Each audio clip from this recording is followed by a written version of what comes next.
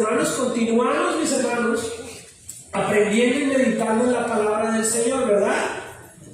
El mensaje de hoy se llama un refugio, mis hermanos. Un refugio es el mensaje y la palabra que el Señor de Dios tiene para nosotros hoy. El Salmo 59 también es un salmo escrito por el salmista David, el rey David, cuando también estaba en una situación muy compleja. Pareciera que como que estos salmos que hemos venido leyendo obedecen a la misma época o misma situación o situaciones parecidas, donde David se encontraba totalmente perturbado, agobiado, arrinconado en una cueva o huyendo o en una situación totalmente desfavorable. Y nosotros, ¿será que a veces no pasamos por situaciones donde nos sentimos de alguna manera acorralados, ahogados por las circunstancias? Recientemente he hablado con algunas personas, algunos jóvenes inclusive he tenido la oportunidad de hablar, y a veces nos ahogamos nosotros mismos y sentimos que los problemas nos tienen del cuello, y cuando los vemos a la mirada de otra persona o otra persona nos analiza, nos damos cuenta que no era tan terrible como yo me lo imaginaba. No era tan grande el problema y de pronto otra persona me hace ver que el problema no era tan grande. Sin embargo, el que lo sufre, el que lo vive, es el que se siente agobiado. La persona que lo mira desde afuera puede ver el problema menor, pero el que lo está viviendo dice que como usted no es el que le duele, como usted no es el que le está viviendo, como usted no es el que está teniendo ese problema, pues no lo siente así. Sin embargo, el salmista está entendiendo que hay una enemistad, hay unos enemigos. Para él eran reales, físicos, personas, pero para nosotros no podemos ver a los enemigos como personas o como situaciones físicas que vienen en nuestra contra. ¿Por qué? Porque nosotros ya tenemos un libertador, porque nosotros ya tenemos la certeza de que Cristo ha vencido en la cruz del Calvario.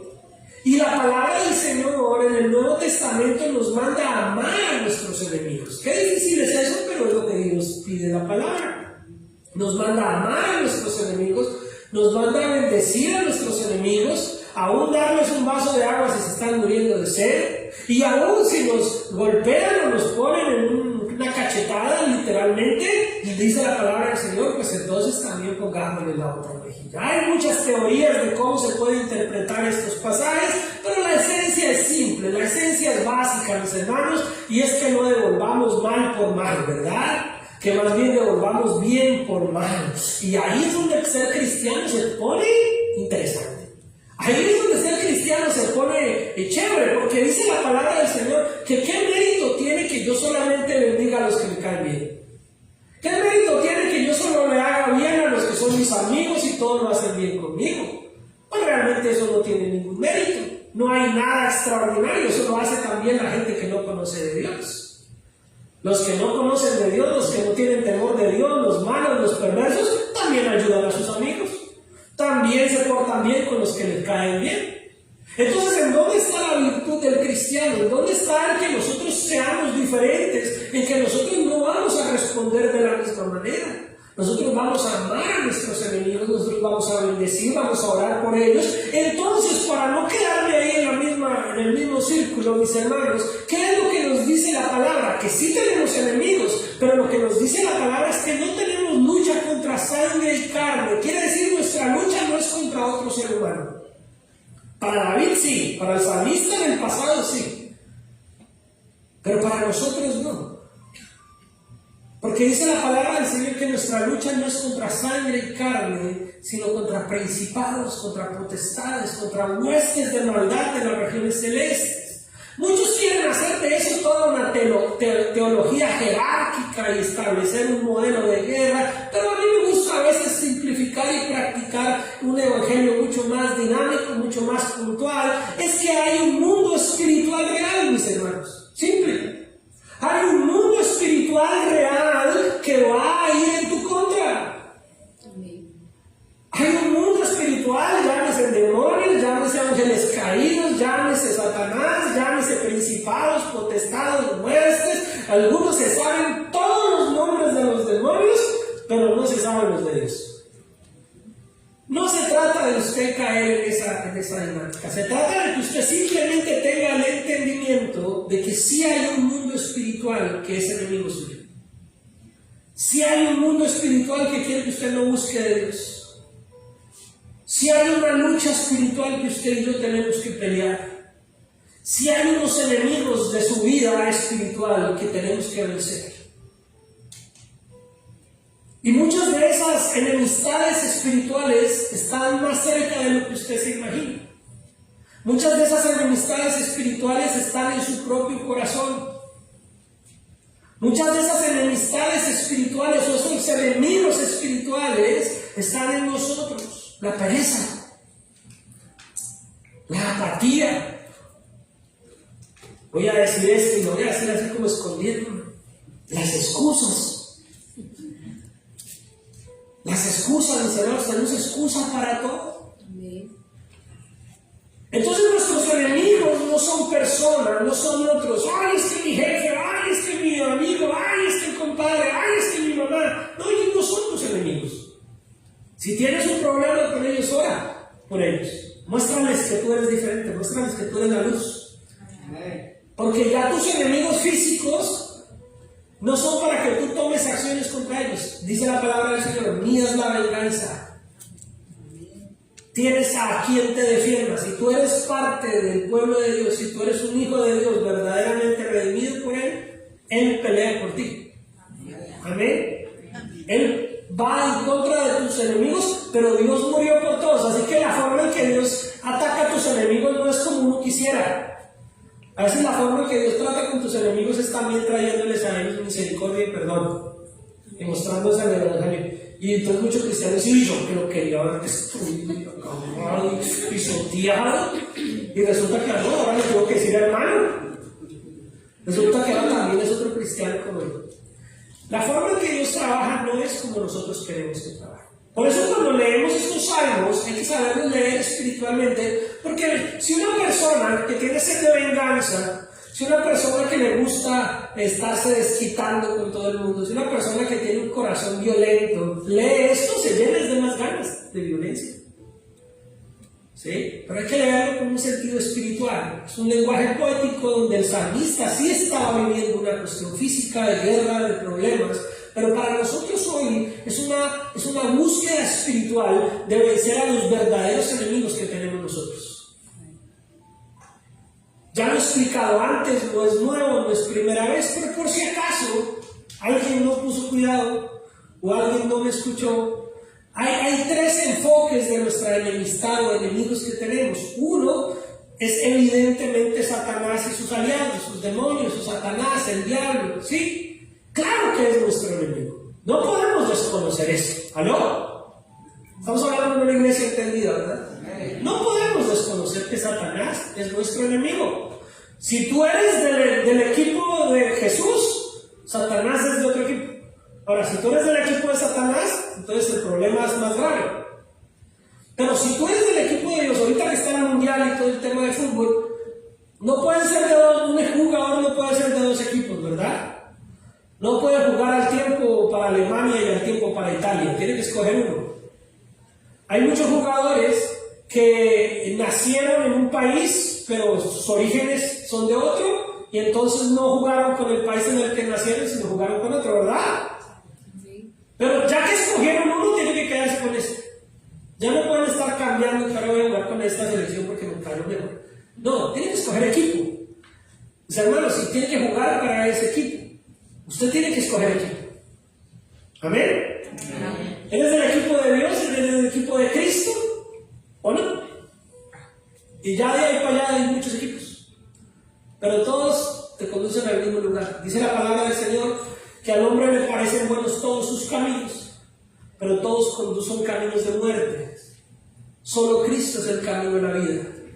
Solo Cristo es el camino de la eternidad. Entonces tenemos que tener en claro que tenemos que ser del equipo de Cristo. Si usted es del equipo de Cristo, obvio que tiene un equipo contrario, y es el equipo de Satanás. No podemos desconocer eso, pero tampoco tiene que ser un motivo de miedo.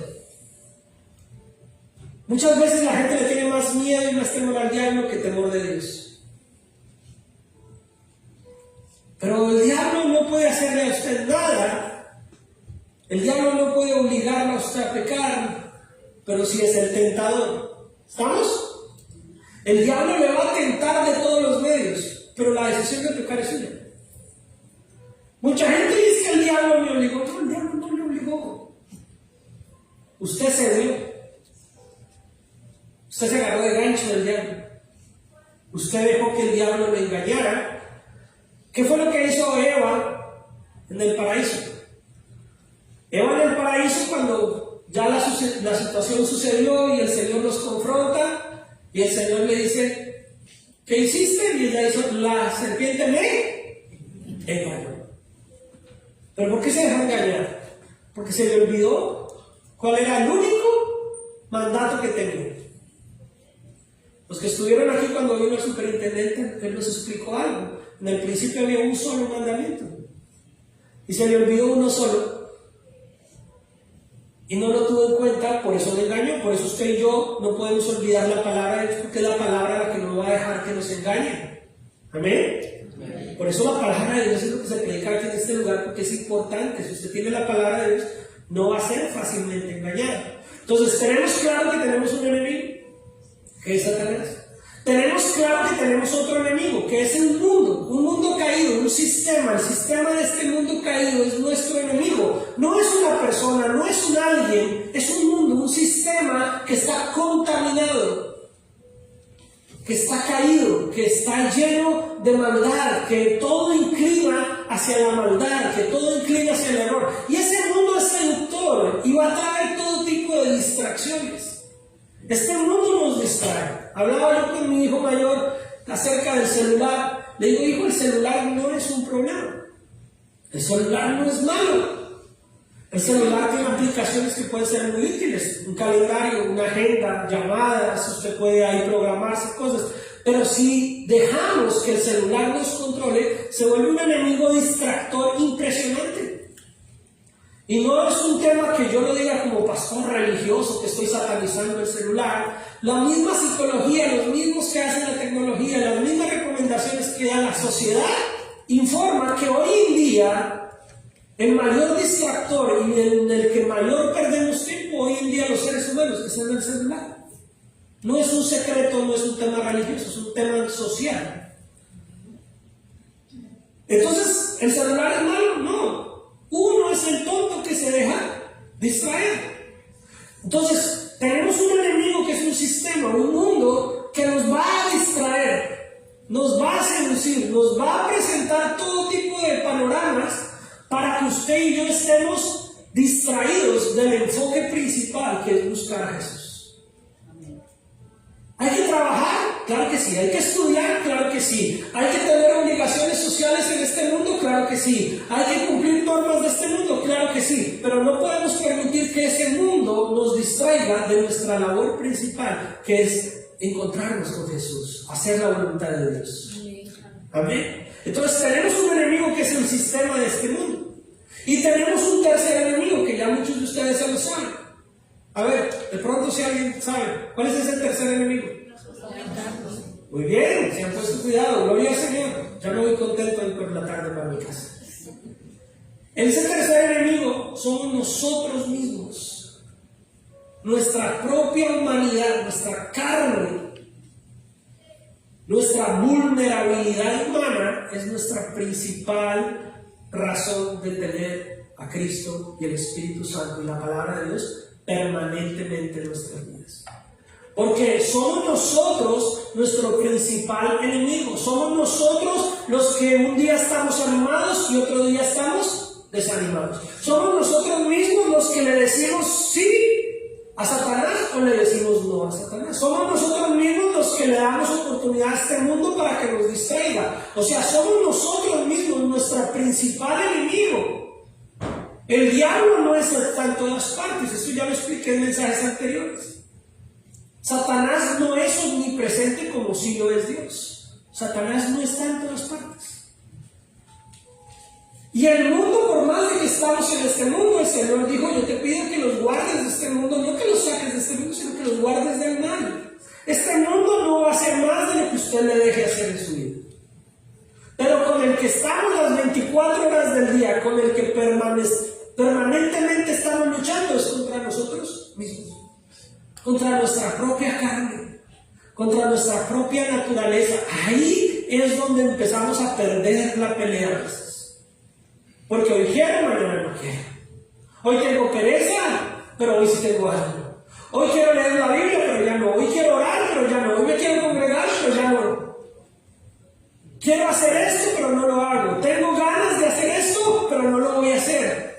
Y lo que no debemos hacer, ahí sí nos vamos de cabeza. Y ahí sí seguimos. Y esa es nuestra lucha. Pero para vencer esa lucha, tenemos que alimentar nuestra vida que es espiritual. Porque la lucha que tenemos es entre nuestra carne condicionada, inclinada hacia el pecado, y nuestro espíritu que también está en usted. Usted decide qué alimenta más, su vida espiritual o su vida carnal. Y la que alimente más, esa va a ganar. Simple. Si alimentas más tu vida espiritual, esa va a ganar. Pero si dejamos que la vida carnal se domine, pues esa va también a prevalecer. ¿Estamos? Y no hemos empezado el salmo. Entonces ahora sí, para entender, y ya entendemos cuáles son nuestros enemigos, dice la palabra del Señor, Salmos capítulo 59, versículo 1, dice: líbrame de mis enemigos. Entonces ya aquí en este instante ya usted no esté pensando en el compadre, en la comadre, en el jugador, en el amigo, en el vecino, no. Ya usted sabe cuáles son sus enemigos. Amén. Líbrame de mis enemigos, oh Dios mío, ponme a salvo de los que se levantan contra mí. Y entonces ahí es todo lo que acabo de explicar. Todo lo que se levanta en su contra es motivo de oración. Por eso hace un rato, cuando estábamos aquí en los anuncios, yo les dije: hermanos, aquí tenemos desde las 10:30 a 11 para orar. Pero si esa no es su prioridad, si usted no quiere orar, pero si quiere que todo se les ponga en bandeja de plata, déjeme decirle, no funciona así. ¿Aló? No funciona así. Sigamos con el tema del deporte y del soccer y del fútbol. Si los jugadores no entrenan, no ganan. Si los jugadores no son disciplinados, no trabajan en equipo, no ganan los partidos. No importa cuál le vaya a usted o qué equipo le guste, ¿no? El que quiere perseverar y tener excelencia en una disciplina deportiva tiene que entrenar. Tiene que someterse a unos procesos donde el equipo le va a decir: tiene que estar aquí a tal hora. Oye, y lo entiende la gente. ¿O quién no lo entiende? Levante la mano aquel que no lo entiende. Todo el mundo entiende, ¿verdad? Que si usted va a pertenecer a un equipo, tiene que entrenar, tiene que llegar a la hora, tiene que cumplir el horario. Y con las cosas de Dios no queremos darle prioridad. Queremos que todo suceda por magia. No, el poder del Espíritu Santo, mis hermanos, sí obra y es real y es sobrenatural, pero no es un poder sin vergüenza. Porque ahí es donde a mí me da coraje. Pero me calmé. Creemos que el Espíritu Santo es para que haga mi voluntad. No, el Espíritu Santo es para que yo me acoja a su poder. El Espíritu Santo no es tu mandadero. El Espíritu Santo es el poder de Dios para con nosotros. Y el Espíritu Santo no va a orar para la sinvergüencería de nosotros, ni para colitar nuestra pereza. El Espíritu Santo va a orar en aquellos que le buscan, se rinden y se humillan ante su poder. Entonces nosotros tenemos que llenarnos del Espíritu Santo, llenarnos de la palabra que nos conduce a entender quién es Cristo Jesús. Quiere decir, si eres del equipo de Jesús, entrenas con el equipo de Jesús. Amén. Si eres del equipo de Jesús, no entrenas con el equipo de Dios. Si eres del equipo de Jesús, le das prioridad, le das importancia. Lo que para Dios es importante, para ti debe ser importante. Ay, pastor, yo oro en mi casa. Yo sé que sí, yo también.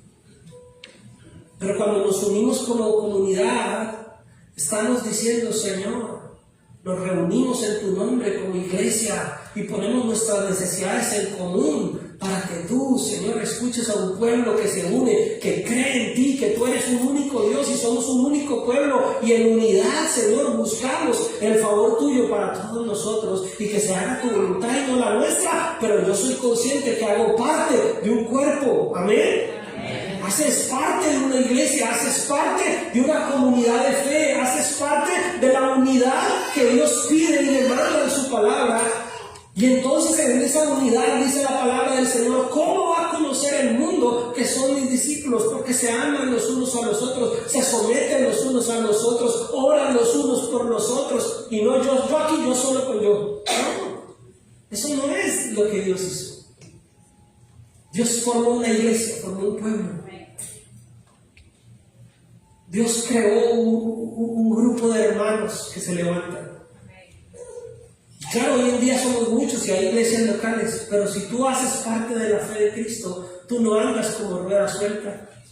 No vives la fe a tu manera, la vives como Dios dice en la palabra. Amén.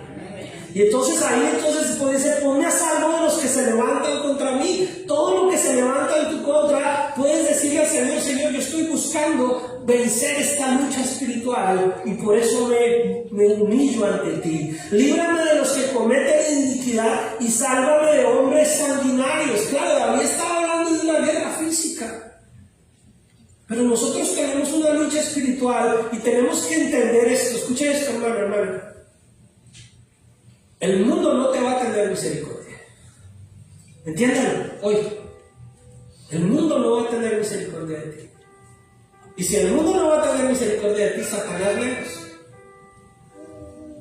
Satanás no va a tener misericordia de ti. Él solo te quiere acabar, destruir. Entonces tenemos que ser conscientes de esa realidad. Y en esa realidad, no es que te pongas a pelear con el diablo. La palabra del Señor nos da una estrategia muy simple. Dice, resistid al diablo y él huirá de vosotros. No le ceda, no le den la patica. ¿Sí entienden ese concepto? No darle la patica, ¿verdad? No ponerle ahí todo en bandeja de plata al diablo. Usted tiene que decir, Señor, yo voy a estar contigo, firme en la fe, firme en tu palabra. Y el diablo no va a poder hacer nada con usted. Amén. Porque he aquí están acechando mi vida, se han juntado contra mí, poderosos, no por falta mía ni pecado mío, oh Jehová. Mis hermanos, el simple hecho de que usted esté queriendo hacer las cosas bien, ya es motivo para que muchas cosas estén en nuestra contra. Pero mayor es el que está en nosotros que el que está en el mundo. Amén. Si Dios conmigo, ¿quién contra mí? Se saben esos versículos, ¿verdad? Pero eso no es solo para sabérselos y recitarlos, eso es para con entendimiento vivirlos. Y si tú dices, si Dios conmigo, ¿quién contra mí? Hay algo implícito, que usted está con Dios. Porque usted no puede decir, Dios conmigo, ¿quién contra mí? Y usted de gancho con el mundo, de gancho con el diablo. Si Dios conmigo, ¿quién contra mí? Es porque tú estás buscando cada vez estar más cerca de Jesús. Conocer más al Señor, más de su palabra. Y dice, no por falta mía ni pecado mío. No era que David hubiera hecho nada malo. Dice, hermano, las injusticias de este mundo son reales. Las injusticias de este mundo son parte de la sociedad caída en la que estamos. A veces usted y yo no tenemos que hacer nada malo para que pasen cosas injustas en su vida.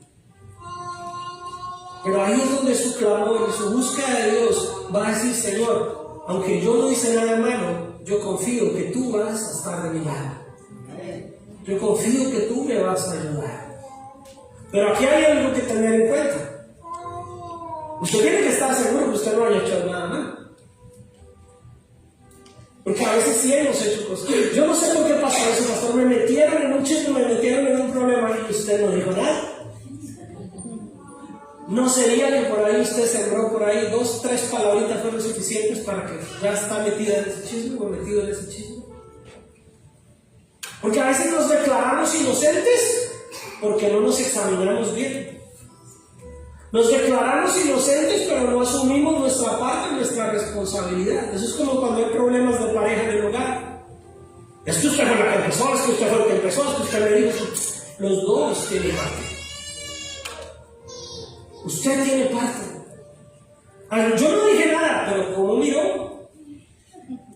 A veces no basta sin una mirada para armar un problema en el hogar, ¿o cómo no? A veces no falta sin un gesto para que ya las cosas estén en un problema. Pero ¿quién necesitamos? Entonces tenemos que examinarnos a nosotros mismos para saber que yo no sea parte del problema y pueda decirle al Señor, Señor, aquí tú sabes que yo no he hecho nada mal. Líbrame, Señor. Sin delito mío corren y se aperciben, despierta para venir a mi encuentro y mira. Y tú, Jehová, Dios de los ejércitos, Dios de Israel, despierta para castigar a todas las naciones. Y mira lo que ora David: no tengas misericordia de todos los que se rebelan con iniquidad. David estaba pidiendo castigo contra sus enemigos. Si usted ya sabe quiénes son sus enemigos, puede hacer esta oración. Pero si usted está haciendo esta oración pensando en fulanito de tal o fulanita de tal, no la haga. Porque Dios no quiere esa oración del cristiano. Si usted va a hacer esta oración es porque usted ya sabe quiénes son sus enemigos. Y ahí usted puede decirle al Señor: Señor, todo lo que se revela contra mí en mi corazón, Señor, destrúyelo. Destruye de mí esa pereza. Ahí sí oren: Señor, no tengas misericordia con esa pereza que tengo en mi corazón. No tengas misericordia, Señor, con esa rebeldía que hoy está en mi vida. No tengas misericordia, Señor, y destruye ese orgullo que aún me consume. Destruye esa soberbia que aún está en mi vida. Ahí sí usted ore con esa intención. Porque si usted ora pensando en su esposo, o pensando en el vecino, o pensando en la vecina, Dios no quiere ese tipo de oración. Porque Dios no está esperando que usted busque venganza. Dios no está esperando que usted busque la destrucción de otro. No está pensando que usted actúe con la misma misericordia con que Él quiere actuar con usted. Misericordia quiere y no sacrificio. Sean misericordiosos como yo soy misericordioso, dice el Señor. Sed mansos porque yo soy manso. Sed santos porque yo soy santo. Entonces aquí usted puede orar esta oración, este salmo, pero diciendo: Señor, destruye esa envidia que todavía hay en mi corazón. Destruye, Señor, esa justificación, esas excusas que todo el tiempo tengo para todo. Destruye, Señor, en mi corazón esos celos. Destruye, Señor, en mi corazón esa envidia. Destruye en mi corazón, Señor, esa amargura. Ahí sí, usted, Señor, no tenga misericordia. Arranca de raíz todo eso que hay en mí. Y ahí usted puede orar con intensidad, ¿verdad? Ahí es donde se ora la palabra, porque usted entiende a qué se revela. Por eso hay un selah, una pausa, un momento de meditar en su corazón y de reflexionar: ¿quiénes son tus enemigos? El enemigo tal vez no está tan lejos. A veces es nuestra propia arrogancia, nuestros ojos antiguos, nuestra propia soberbia. Nuestra propia actitud a veces tan despectiva, mis hermanos. A veces no le damos importancia sino a lo que yo considero importante. Y a veces lo único que consideramos importante está relacionado con ¿qué? Con el money. De resto no consideramos nada más importante. Pero si le damos la prioridad a Cristo, Cristo debe ocupar el primer lugar en tu vida. La palabra del Señor debe ocupar un lugar prioritario en tu vida. Amén. Y dice: volverán a la tarde, ladrarán como perros y rodearán la ciudad. Mira ese corazón de David como estaba, pero empecinado en acabar a todos. Dice: aquí proferirán con su boca, espadas hay en sus labios, porque dice: ¿quién oye? Y aquí es donde tenemos que tener algo presente. Si el enemigo no es otro ser humano, si no soy yo mismo, o el enemigo es mi propia naturaleza caída, aquí lo que tenemos que mirar es lo que dice. Quiero que me ayudes ahí, va con ponerle el versículo 7 en la Nueva Traducción Viviente.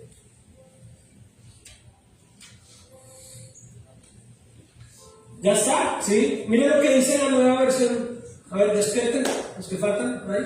¿Okay? Dice: escuchan la basura que sale de sus bocas, sus palabras cortan como espadas. Dice con después de todo, ¿quién puede oír? Mis hermanos, hay algo que tiene que sanar en nuestros corazones, y es esa imprudencia para hablar. Amén. Díganme amén.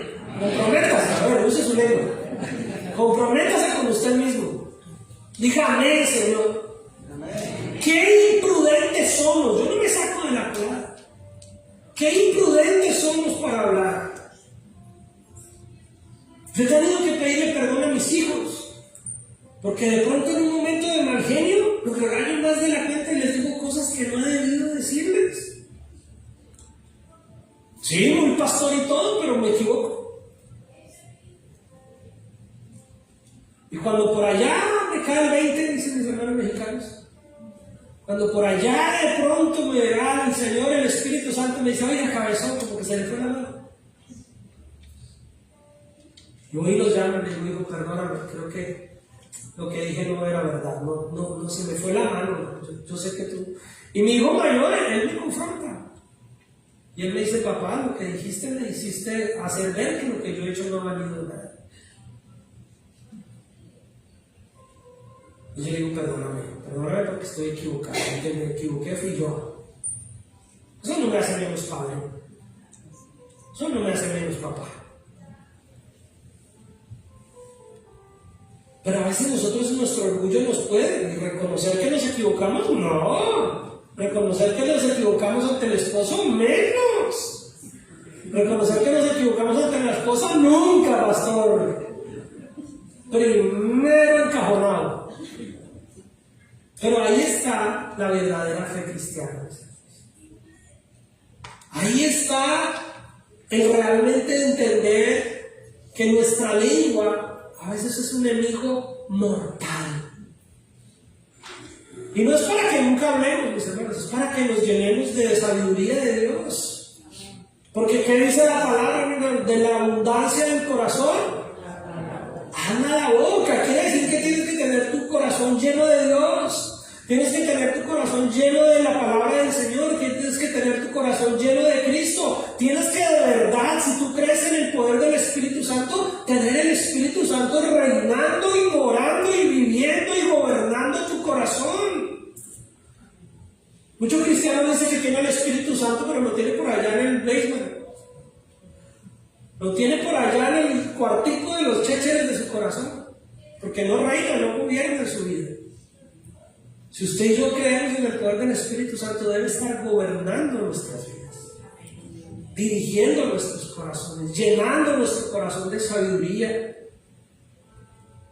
Usted dirá que es porque el pastor quiere que miren el devocional. Pero si usted no quiere tener sabiduría, no busca los medios, los recursos que la iglesia le ofrece, no viene entre semanas, no lee, no escucha los devocionales, ni lee mis mensajes. Si quiere tener el corazón lleno de sabiduría para que su boca hable de lo que hay, hermano, eso no va a pasar. Que unos amigos me dijeron, pastor, hay que orar por un partido. Una hermana aquí con mucho cariño me dijo, hay que orar por un partido. Yo le dije, yo no oro por eso, si no entrenaron. Fui pastor de jóvenes por 15 años en Colombia. Y muchos jóvenes, pastor, tengo un examen el lunes, pastor, ayúdame a orar por eso. Yo le digo, yo no voy a orar por eso. Yo voy a orar para que Dios me recuerde lo que estudió. Quiere decir que si usted no estudia, no le va a ir bien. ¿Queremos un Dios sin vergüenza que nos cultiva la pereza? No, eso no pasa, hermanos, eso no pasa. Eso no funciona así. Bájese de ese bus espiritual en el que se subió, que ese sábado no le conviene. Se montó en el bus equivocado si usted cree que así funciona la vida cristiana. Dios va a orar, Dios va a responder en coherencia con que tú también obedezcas, te nutras y mantengas tu relación con Dios. Si usted no tiene su corazón lleno de sabiduría, ¿de qué quiere que su boca se llene? Si el joven quiere que sin estudiar pasen los exámenes y quiere oración, le digo, ahorita ayúdeme porque el examen de tal día, ayúdeme a orar, no póngase a estudiar. Usted estudia y oro. Pero no me ponga a orar y usted no va a estudiar. La vida cristiana es real, mis hermanos, no es un juego. No es una cuestión de misticismo ni de hacer cosas exageradas. Es de ir a la Biblia, ir a la Escritura y entender quién es Dios. El Señor se enojó. El Señor estaba en el Getsemaní orando, sabiendo que iba a ir a la cruz. Y dejó a sus discípulos, le dijo, quédense aquí orando, que yo voy a ir a orar a solas. Y volvió, que nos encontró haciendo, roncando. Y Pedro le había dicho al Señor, Señor, si tú vas, yo también voy, a donde tú vayas a la muerte. Estaba durmiendo cuando tenía que estar orando, y cuando llegó el momento de la tentación, ¿qué pasó? Falló. ¿Por qué? Porque no hizo lo que quiso, no hizo lo que debía hacer, hizo lo que quiso. Cuando llegó el momento de la tentación, relación, cuando llegó el momento, se cumplió lo que había dicho el Señor. Si cantará el gallo 3 veces, me habrán negado. Ay, no lloro. No, ore, pero sea coherente. No podemos pedirle al Señor que cambie la realidad de una vida perezosa, la realidad de una vida que no le importa la prioridad espiritual. Si usted no lee la Biblia, si usted no se congrega, usted está aquí, estoy hablando en términos general. Si una persona no lee la Biblia, no se congrega, no escucha la palabra, no mira los devocionales, no está en comunión con su iglesia, ¿qué quiere que pase? ¿Qué espera que pase? A mí me llama mucha gente que ni siquiera viene de la iglesia. Y no digo que hayan venido, gente que no es de la iglesia. Quiere que yo voy, que yo les haga. Digo, hermanos, vengan, por lo menos dense la oportunidad de venir aquí 3 domingos a ver qué pasa. Porque queremos es un Dios que me solucione, pero yo no me quiero relacionar con ese Dios. Queremos un Dios que nos haga todo, pero yo no estoy interesado en hacer lo que Dios demanda de mí. Yo quiero tener una relación con un Dios real. ¿Amén? Entonces ahí, una de las cosas reales que tenemos que entender, mis hermanos, es que tenemos unos labios, una lengua, una boca que debe hablar con sabiduría, llena del corazón y no pensar como muchos piensan. Pero ¿quién oye? Dios oye, mis hermanos. Dios oye. Y mucha gente no tiene problema para abrir su boca, hablar de otros, mentir, engañar, decir y hacer, y piensa que nadie oye, ¿no? Dios oye. Déjame decirte, así como Dios oye tu oración, Dios también oye cuando hablas mal. ¿Amén? Créalo. Así como Dios oye tu oración, Dios también oye cuando está uno mintiendo de otros. Así como Dios oye tu oración, Dios también oye cuando estás hablando de pura basura. Eso es lo que dice ahí, escucha la basura que sale de sus bocas, mis hermanos. Entonces más bien cuida tu boca, cuida tus labios.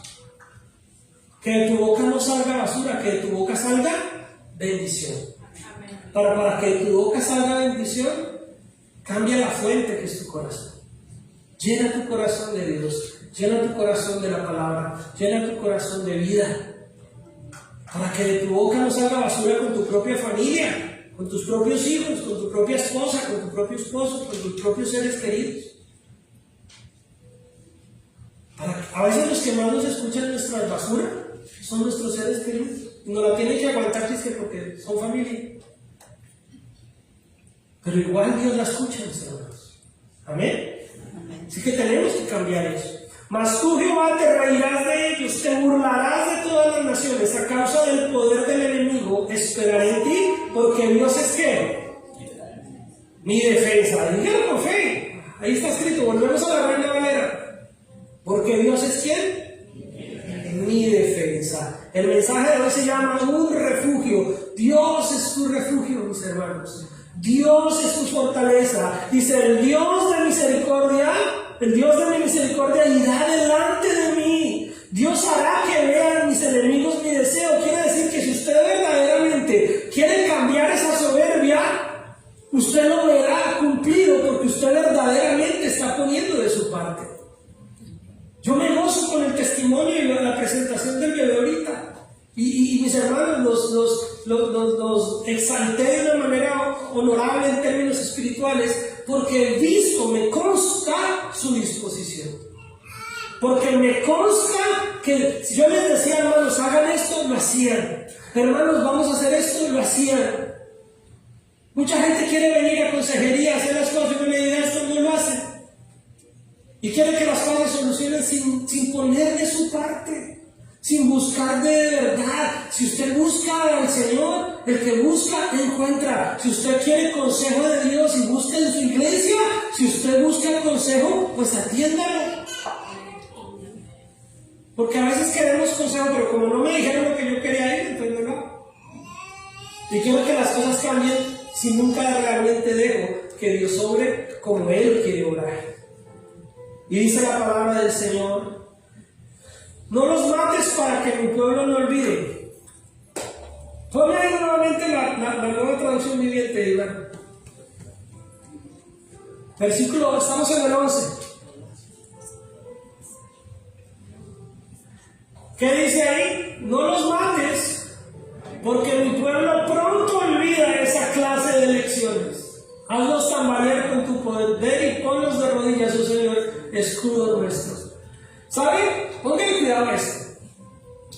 Ustedes saben quién era Pablo, ¿verdad? O por lo menos algo saben de él. Pablo fue uno de los discípulos o apóstoles posteriores a la muerte y resurrección de nuestro Señor Jesucristo. Él se conoce como el apóstol casi abortivo, lo dice él mismo, porque él llegó ya después de que el Señor había muerto y resucitado. Se le aparece el Señor, y él, que era un religioso fariseo, perseguidor de los cristianos, es confrontado con el poder de Dios y vuelve a la vida en términos espirituales, y ahora se hace uno de los cristianos que él perseguía.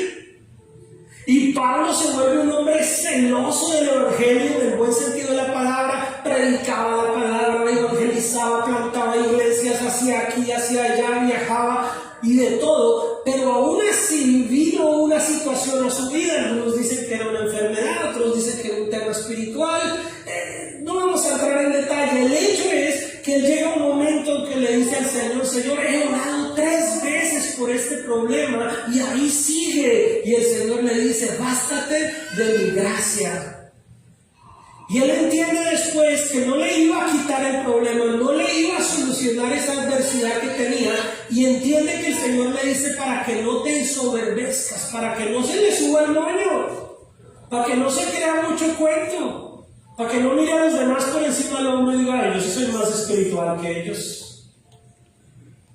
En esta vida cristiana no hay super espirituales ni gente más espirituales que otras. Todos somos espirituales o somos carnales, eso no hay más. Y lo que tenemos que hacer es ser buenos hermanos en la fe. Y entonces Pablo, mis hermanos, Pablo recibe esa respuesta del Señor, ¿sí? Y el Señor sabe que muchas veces en la vida de nosotros Dios tiene que dejar áreas en donde nos sigue dejando un poquito de dolor, un poquito de tristeza, un poquito de necesidad. Porque ¿qué le pasa al ser humano? ¿Qué dice ahí?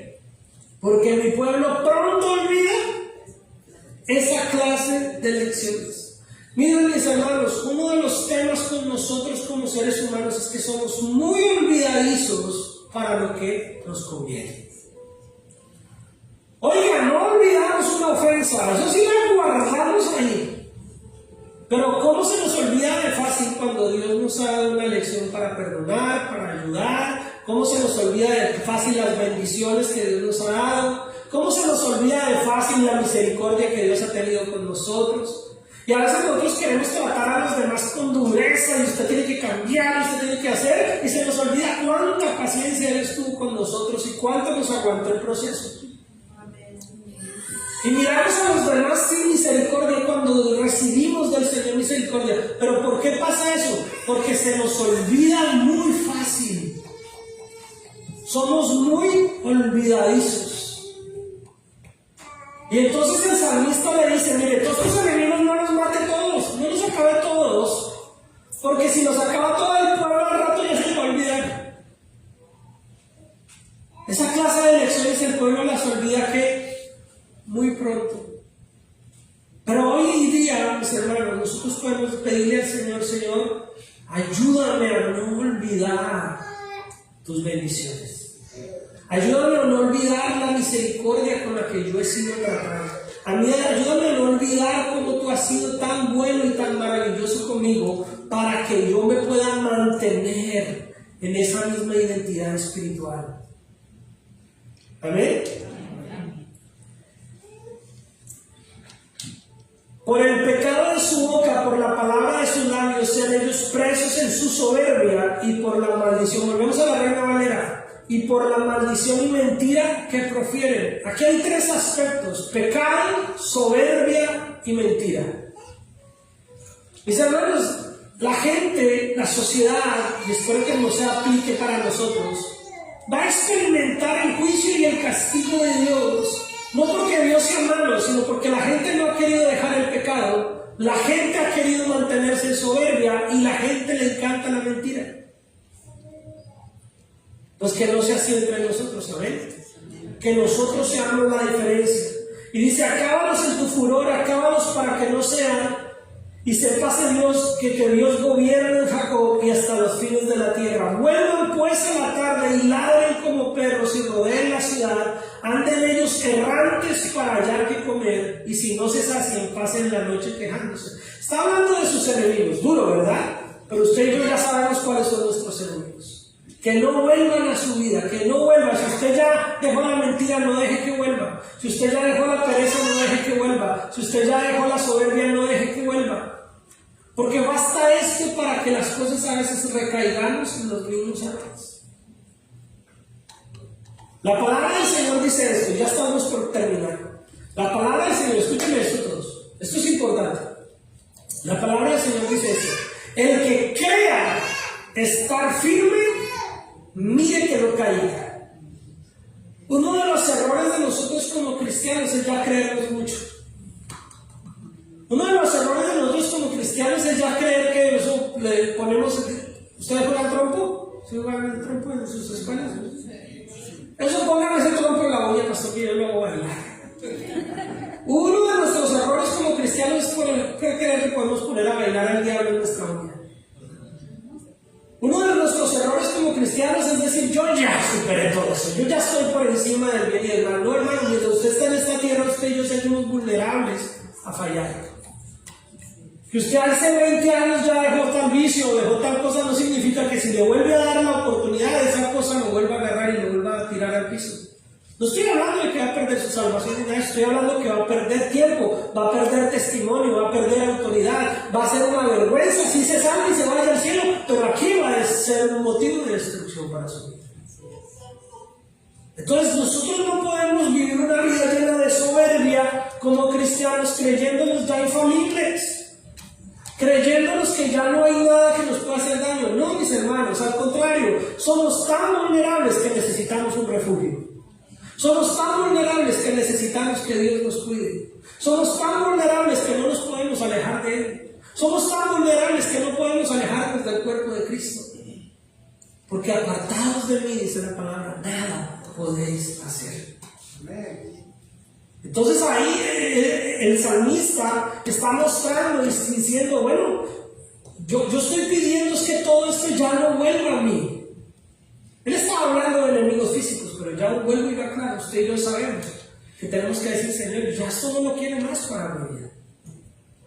Ya no quiero más este estado de desánimo, de desaliento, de pereza, de justificación, de envidia, de vanagloria, tantas cosas, mis hermanos, que quieren reinar en nuestra vida, y usted y yo podemos pararnos con fe y decir no más. Amén. Amén. Y entonces ahí dice, pero yo, a ver, léalo conmigo.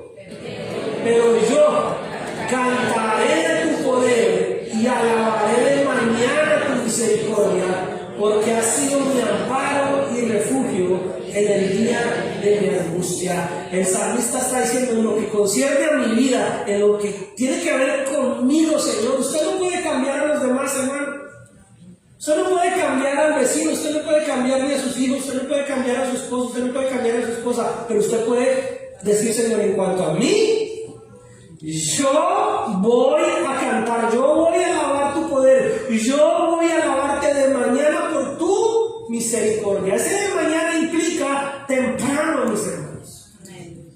Pero no es solamente un tema de horario, no es solamente un tema de horario, quiere decir pronto, hermano, no espere mucho tiempo. Pastor, espere que yo construya mi casa en mi país y ahí sí. Pastor, espere que yo haga tal cosa y ahí sí. Pastor, espere. No, hermano, el tiempo es ahora. Temprano, ¿qué más vas a estar esperando? El tiempo es ahora de buscar del Señor. Espere que yo haga tal cosa, espere que yo haga lo otro, espere que cumpla, espere que mis hijos crezcan, espere que... Y se le va la vida a la gente esperando. Pero la cuestión es temprano. Ese en la mañana no es un tema de poner el reloj solamente a una hora en la mañana. Ese temprano es lo más pronto posible. Aquí entre nosotros hay jóvenes, jovencitas. Temprano significa aprovecha tu vida ahora. Cuando esté más grande, pastor, cuando esté más viejo, ¿para qué dejar que el diablo, el mundo te destruya, que tu propia carne te destruya para decir volver todo hecho pedazos? Ahora sí, Señor. ¿Para qué? qué no ora? Temprano es ahora. Y dice temprano, alabaré de mañana tu misericordia. Voy a estar agradecido temprano. Mire, cada día Dios te da misericordia, cada día alábalo por eso. Cada día agradecele al Señor su amor inagotable, su misericordia. Dice, porque has sido mi amparo, porque tú has sido un refugio, porque cuando estoy contigo estoy seguro. Cuando estoy angustiado, usted puede refugiarse en Jesús. Pero la gente angustiada corre para todo lado como gallina. En mi país decimos culeca, pero no sé si eso suena igual en todos los países. Perdónenme si suena mal en el suyo. Pero a veces ahí revoloteando por todo lado. Ay, no, para esta iglesia. Ay, no, para esta. Ay, que allí, que del otro lado. Ay, que voy a mirar allí. Ay, que aquí ya no me van a profetizar, que allí hay un ungido. Hermano, busca al Señor de todas las formas que quieras. Pero si no te centras, si no estás consciente de tu realidad espiritual, solo estás perdiendo el tiempo. ¿Qué es que allí me van a hacer? ¿Qué es que allí me van a decir? ¿Qué es que allí me van a leer? ¿Qué es que allí esta persona sabe sobar y de paso tiene un rito y de paso... ¡Ay, hermano! Ya he escuchado de tanto y de todo, hermano, que ya me sé todas las historias. A veces anhelo a ver quién me sale con algo nuevo. O para aprender algo diferente. Pero las mismas cosas, ya es el mismo círculo vicioso. Pero el Señor está diciendo, es más bien, busca al Señor tu refugio. Si ya Dios, por la gracia, por la misericordia, por la paciencia que Él nos tiene, ya te puso en un lugar, sé fiel. Profundiza, echa raíces. Llénate del Señor, confía en Él, haz de Él tu refugio, que cuando sea el tiempo de angustia tú digas, sí Señor, me está doliendo, estoy angustiado, pero sé que en ti encuentro el refugio. Y no empiece usted a desesperarse y como a veces como locos a tomar decisiones. Deja que el Señor te guíe, deja que la sabiduría de Dios te guíe. Y entonces ahí sí el versículo que nos aprendimos dice, fortaleza mía, a ti cantaré, porque eres, oh Dios, mi refugio, el Dios de mi misericordia. Cierra tus ojos ahí, gracias.